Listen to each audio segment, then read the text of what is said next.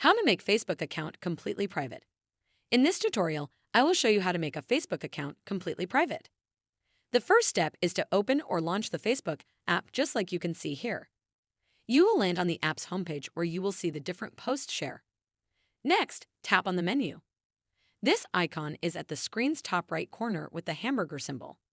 You will land on the menu of the page. After that, scroll down. Ensure you follow the tutorial step by step to avoid making any mistakes. Come to this section and tap this option here named Settings and Privacy. The section expands to reveal more options as you can see here.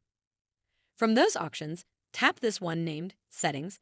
This is the settings page of Facebook where you can find sections that can help you manage and make changes to the settings of the app as you can see here. From them, make sure you tap this option here named Privacy Checkup. After that, you will land on this page where you will get these different shortcuts.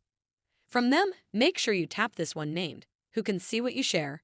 Next, tap this option. As you can see on this page, there are sections with different information on your account that you can review as you can see here.